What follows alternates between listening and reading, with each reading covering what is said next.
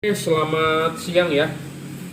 Ini di order buat Avanza 2010 ya. Bohlamnya adalah tipe JL3 ya, bohlam paling terang di kelas 3 warna. Saya sudah bilang paling terang di kelas 3 warna ya. Saya belum menemukan yang lebih terang daripada tipe ini. Bohlam ini bisa menghasilkan color temperatur 3000 Kelvin, 4300 Kelvin, 6000 Kelvin. Jadi bisa warna kuning, bisa putih kuning, bisa warna kuning. Ya, bohlam ini paling terang untuk tipe segala cuaca. Anda mungkin punya bohlam LED yang lebih terang daripada ini, mungkin ya, warnanya putih. Tetapi kalau dipakai pada saat hujan, pada saat kabut, Anda melempem. Melempem ya. Bohlam ini di kelas 3 warna the best ya, best seller lah.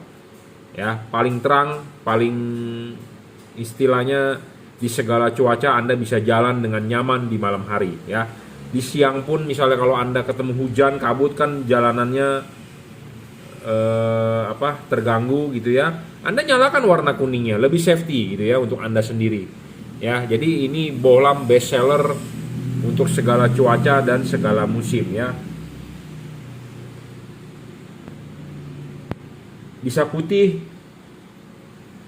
kuning, bisa kuning ya. Jadi putihnya itu di 6000 Kelvin, putih kuningnya itu di 4300 Kelvin, kuningnya itu di 3000 ya. Putih 6000, putih kuning 4300, kuningnya adalah 3000. Jadi bohlam ini 3 warna ya.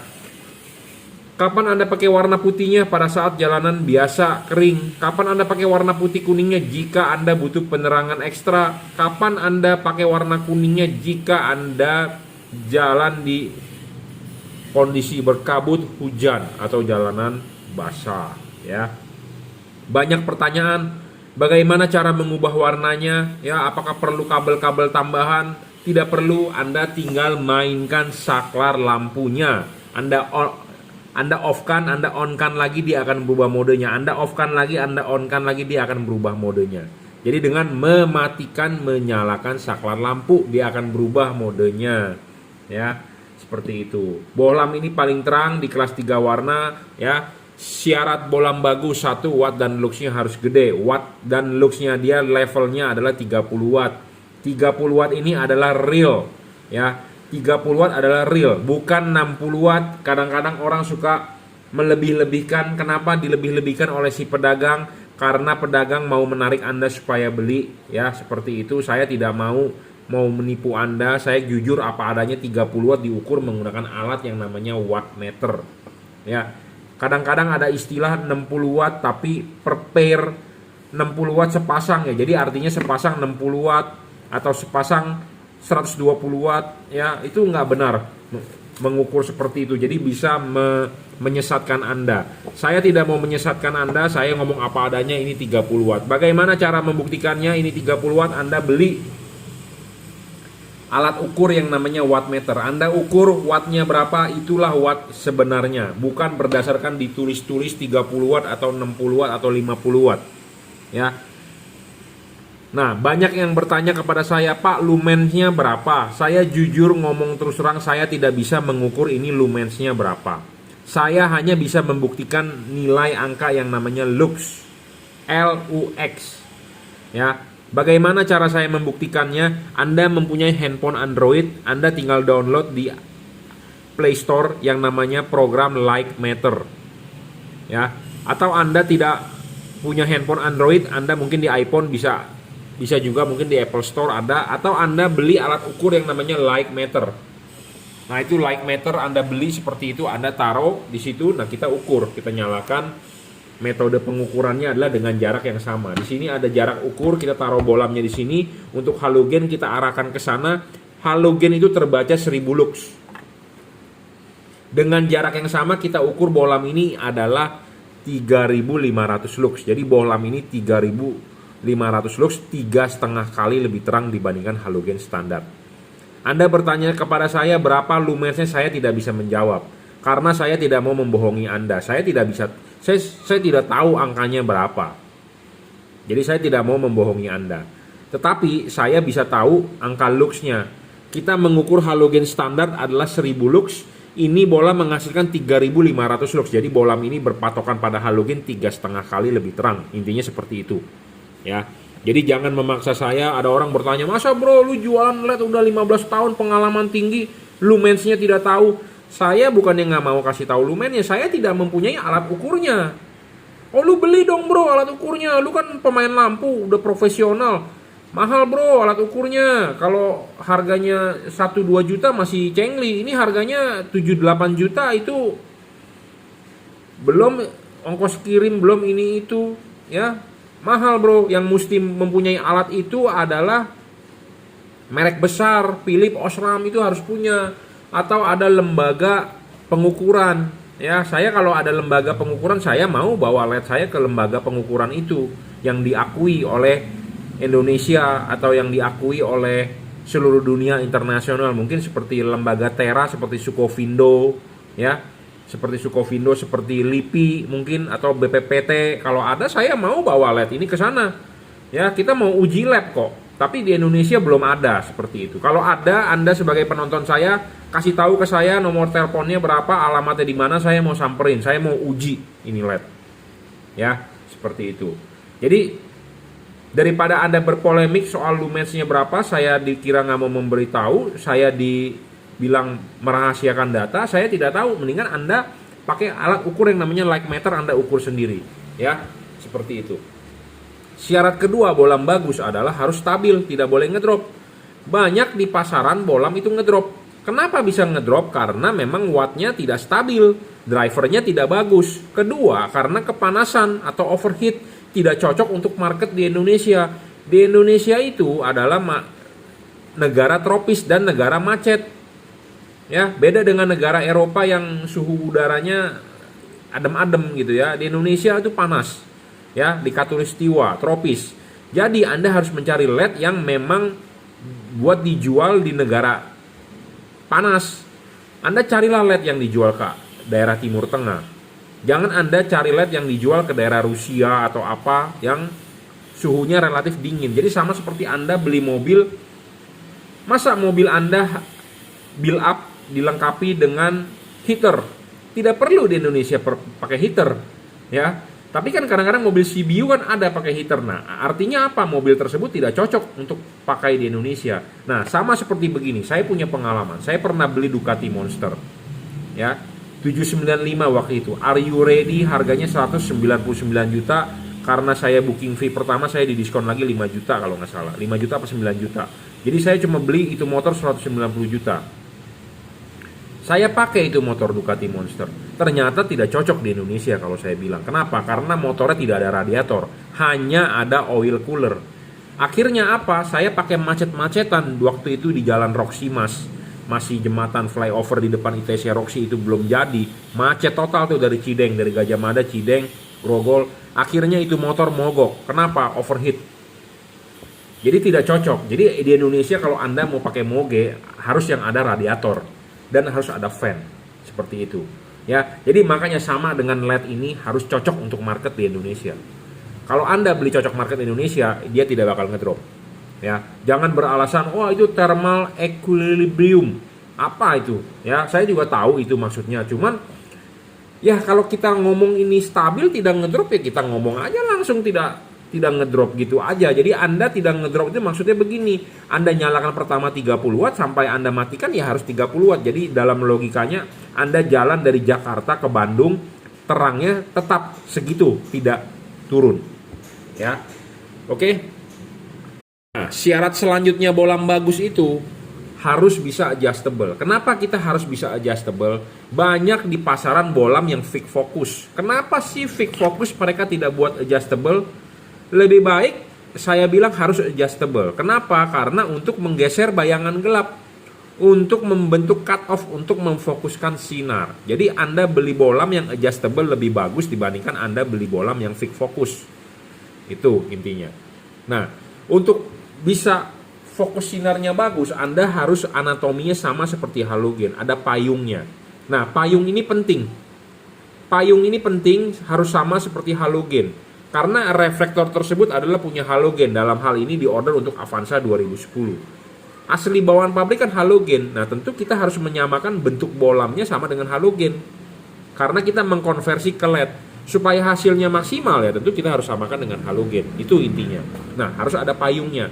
Payungnya ini benar-benar berupa mangkok, bukan berupa daging lebih dari bagian anatomi dari ini CNC. Ya, jadi ini bisa dilepas. Jadi bukan daging lebih. Nah, apa yang saya kalibrasi itu ini bisa dikalibrasi, bisa dilepas. Apa tujuan dikalibrasi? Supaya hasilnya maksimal. Karena bentuk-bentuk reflektor tiap-tiap mobil kan berbeda. Bener nggak? Jadi Anda beli di saya, makanya jangan lupa ya kirimkan foto depan mobilnya. Untuk kenapa? Untuk kita kalibrasi gratis kok. Ya, Anda beli saya kalibrasi gratis ya. Supaya kenapa? Hasilnya maksimal.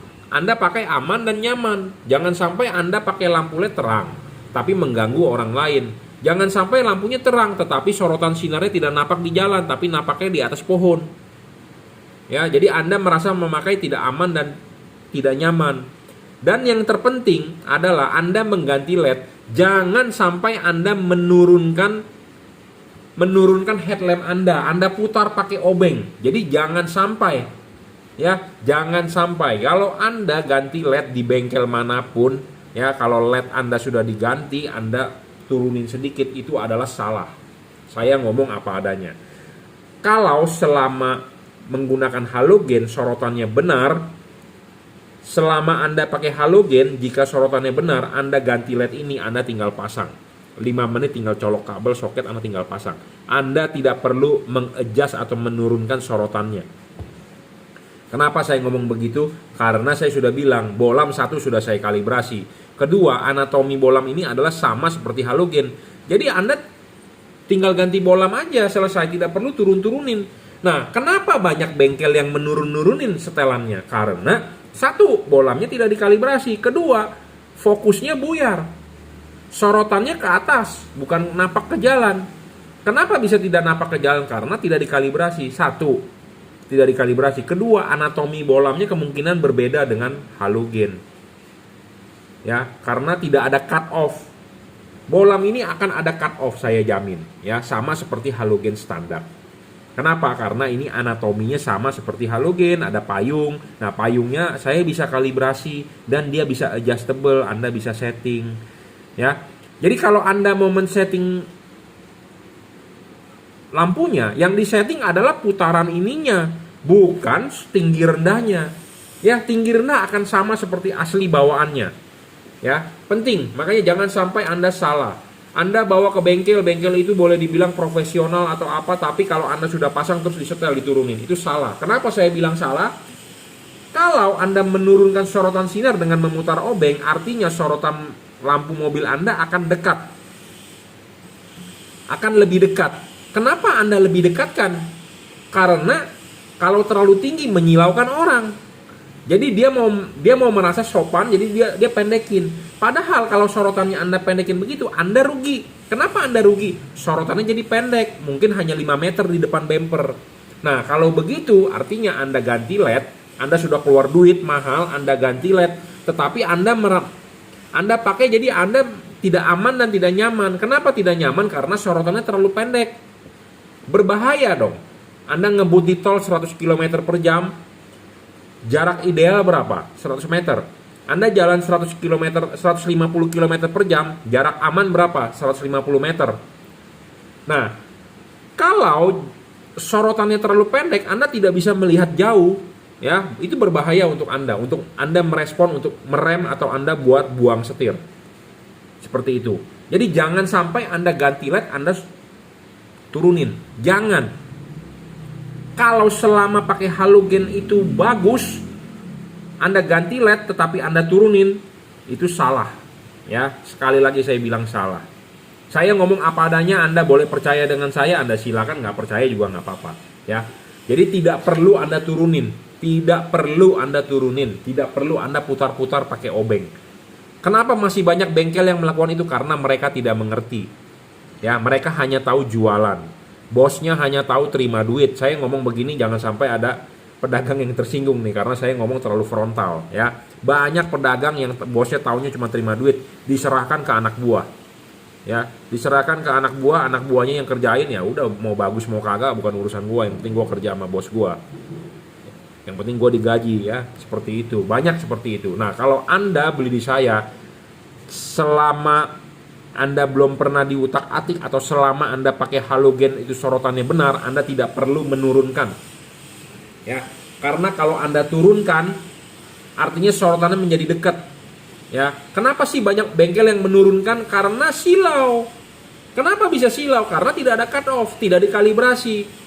Ya, fokusnya nggak bener lah, intinya seperti itu. Ya, oke, itu syarat ketiga bolam bagus. Syarat keempat adalah soal tidak boleh storing. Banyak bolam di pasaran storing, bro. Kenapa storing? Saya juga tidak tahu. Karena drivernya udah pasti jelek. Saya dari teknik elektro, jadi filternya istilahnya. Kalau orang-orang pemancar ngomong filternya jelek. Rangkaian RLC-nya jelek, ya, impedansinya tidak sesuai segala macam, makanya noise-nya banyak, itu namanya storing, ya. Storing itu kalau bahasa terjemahannya mungkin di kamus Indonesia artinya mengganggu, ya. Jadi makanya kenapa peralatan elektronik, ya, Anda lihat handphone Anda atau Anda lihat laptop Anda atau Anda lihat barang elektronik, TV atau apa, selalu ada namanya logo CE. C itu artinya compatible European. Indonesia ya negara di Asia tapi standarnya ke Eropa ya, bukan ke Amerika. Kalau Amerika ngomongnya FCC kayaknya. Ya, lembaganya FCC. Jadi kalau saya juga di teknik elektro diajarkannya CE, compatible European. Jadi apa arti compatible European itu? Artinya bisa hidup berdampingan. Jadi tidak boleh mengganggu kerja elektronik lain. Contohnya adalah radio mobil yang paling sering terganggu. Pas pada saat lampu nyala, radio mobil Anda terganggu. Nah, itu bolam tidak bagus. Karena kenapa? Tidak kompatibel, tidak bisa hidup berdampingan. Kalau Anda beli bolam yang bisa hidup berdampingan, tentu dia tidak boleh mengganggu. Itu yang terlihat oleh mata kita atau yang terdengar oleh kuping kita. Tahu nggak permasalahan lain itu apa? Mobil zaman sekarang kebanyakan throttle by wire. Ya, TPS-nya sudah menggunakan servo, ya, sensor-sensor. Pas pada saat lampu nyala, kerja-kerja sensor di mobil Anda bisa terganggu. Ya, terganggu. Jadi efeknya apa? Efisiensi bahan bakar menurun, mobil menjadi lebih boros, lemot, segala macam. Itu yang tidak bisa, kadang-kadang orang tidak tahu, tidak rasakan. Tapi kalau Anda orang yang sensitif, Anda bisa merasakan. Kenapa ya pas lampu nyala kok saya injek gas mobil harus lebih dalam. Nah, itu storing. Ya, seperti itu. Syarat selanjutnya bolam bagus adalah soal pendinginan. Pendinginan LED ini cocok untuk market di Indonesia. Kenapa saya ngomong? Karena dia ada heatsink. Heatsink ini bilah-bilah. Bilah-bilah ini untuk membuang panas. Ada kipas. Dan teknologi pendinginan ini adalah double cooper. Philips Osram single cooper, dia double cooper. Jadi kalau Anda beli cheeseburger dengan Big Mac bedanya. Kalau kita ngomongin burger ya di McDonald. Cheeseburger 1 lapis, Big Mac 2 lapis, seperti itu ya.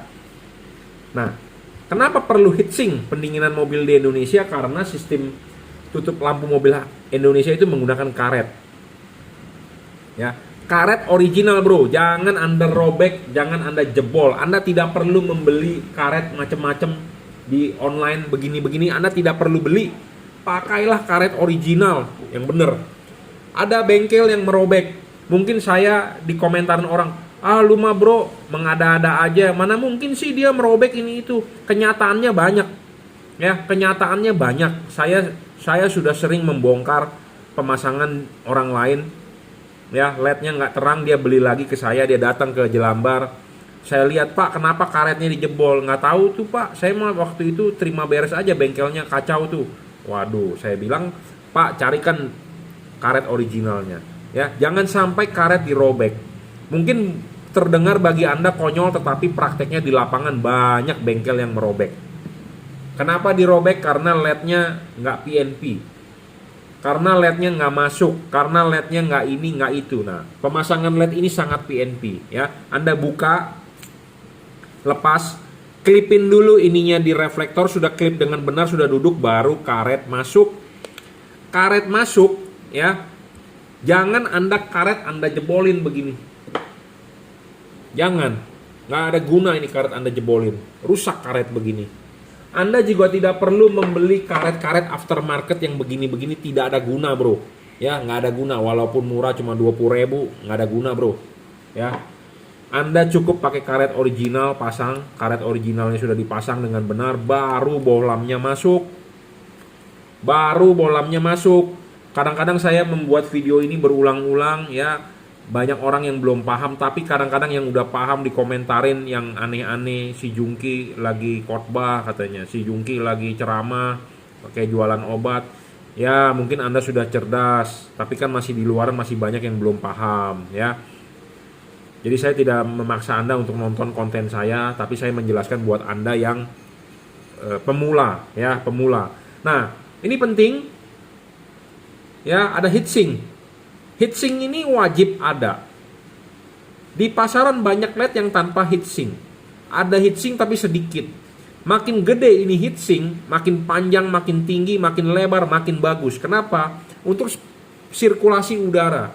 Ya, kipas angin akan berputar. Angin akan meniup, dia akan keluar di celah-celah sini. Jika LED Anda tanpa heatsink, artinya dia akan terbungkus.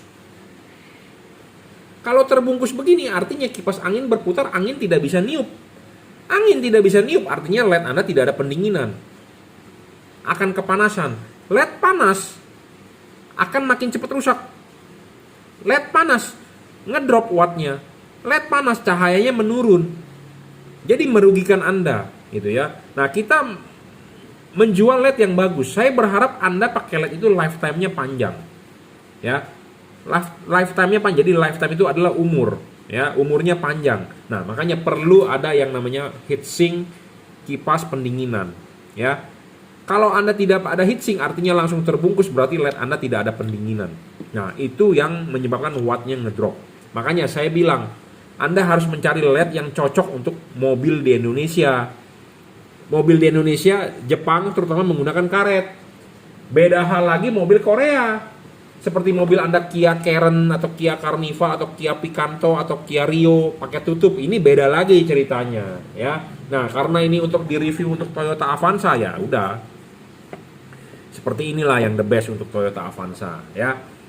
Bohlam best seller paling terang 3 warna, bisa putih kuning, bisa kuning ya, lampu jauhnya tetap warna putih. Kenapa sih lampu jauhnya tetap warna putih, tidak dikasih warna kuning saja? Karena lampu warna putih itu lampu yang paling terang untuk bisa mereflek mata kucing atau sign atau tanda-tanda di jalan ya. Anda kalau jalan di tol pakai lampu putih, itu lampu-lampu pelang-pelang jalan mata kucing, marka jalan itu akan langsung refleks terhadap mata Anda. Tetapi jika hujan turun atau jalanan basah, warna putih itu akan payah.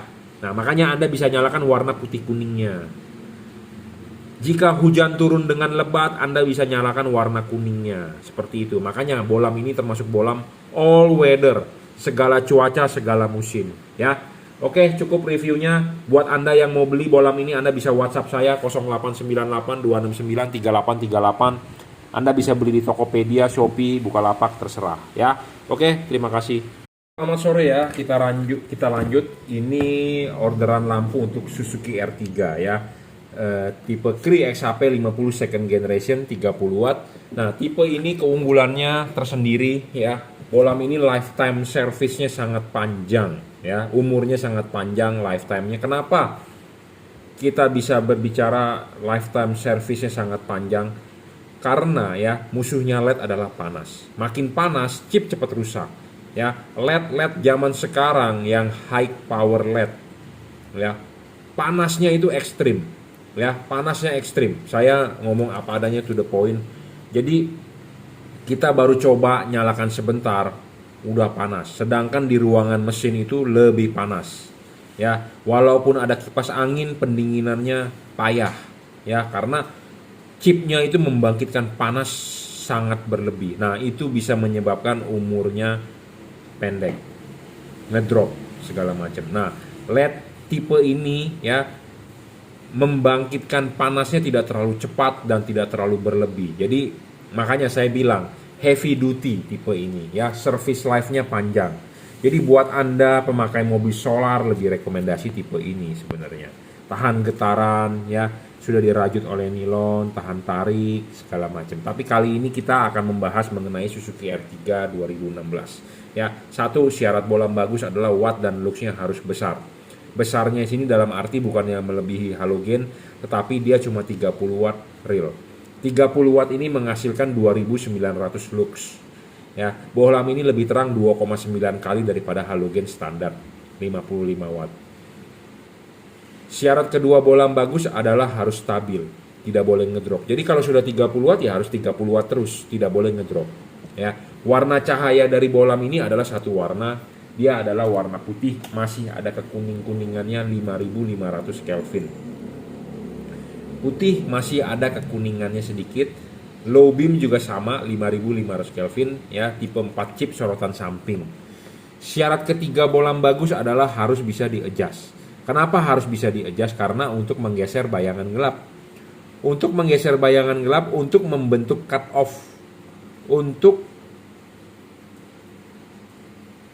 memfokuskan sinar ya. Intinya Anda kalau beli LED yang fix fokus Anda rugi. Anda beli LED yang adjustable Anda lebih untung. Ya, seperti itu. Mereknya apa? Bohlam ini mereknya adalah Juragan lampu, ya.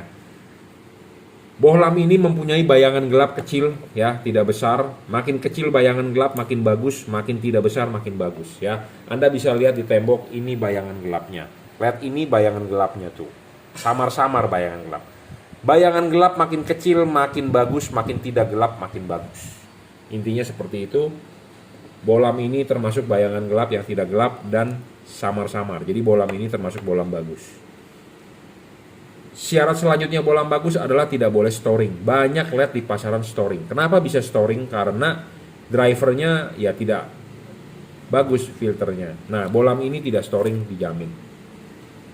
Nah, soal pendinginan ya kita bandingkan LED ini ada heatsink.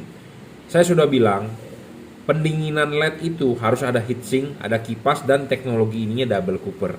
Ya, ada single cooper Philips Osram, double cooper, ada single heat pipe, ada double heat pipe.